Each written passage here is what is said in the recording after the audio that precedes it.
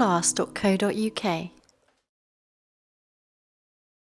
We can see straight away that the coat feels nice and glossy. He is molting, and he will keep molting pretty much all year. Okay, so what we then do is we're going to sit him up and we're going to feel down each leg. Okay, so all the time, if he made a meow, it could be a sign of pain, but he's absolutely fine. So we're making sure that the leg can move, making sure everything feels okay. We're going right down to the paws, and we can check each claw. So we will press to get each claw out to make sure they're not split or damaged or too long.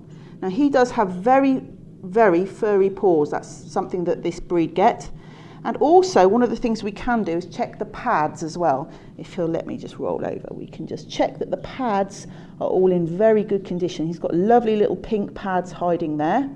But sometimes they can get grass seeds or little bits of thorn or something like that in there, and that can be very painful as well. Okay.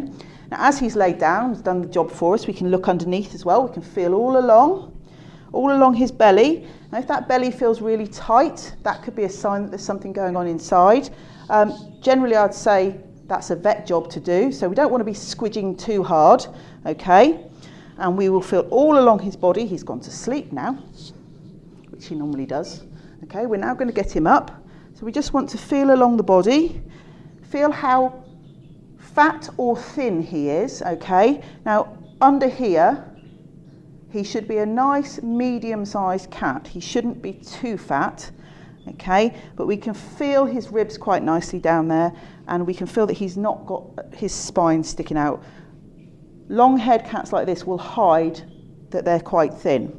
So we'll get him to stand up, okay, and we'll feel down his back legs, and we might just ask him to lift his back leg up and move it around.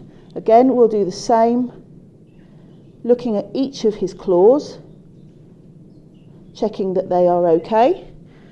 We will feel around the bottom, okay, and again, with a long-haired cat, he might get a messy bottom from time to time, so we want to just check, okay, and we will check that there's no mess, there's no diarrhea, there's nothing stuck in there, okay, there's no blood around there particularly.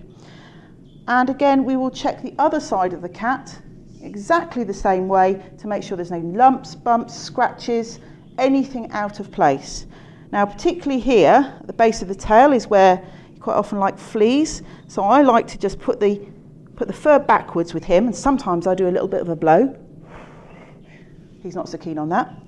I'll just check in different places in his fur. You see me parting the fur, it goes quite a long way down. Okay, parting the fur just to see if there's anything in that fur that shouldn't be. Okay, so if you do that in a few different places, fleas particularly like the head and the bottom, and sometimes they like under the armpits. Now, one thing I have noticed with him, and he is a long-haired cat, is he's got a little bit of a mat of fur under there. So one of the things that he'll need to have is a little groom to get those out. If they get too tight to the skin, they can get very painful, and then you'll end up at the vet's, possibly with your cat being sedated and a big old shave off, and we don't want to do that. So we'll get that out with a nice comb later. But other than that, he's looking quite happy and healthy. No signs of boldness. He's moving around. He's got no little scabs on him. And we've had a little check, and there don't seem to be any fleas there at the present moment, so that's great.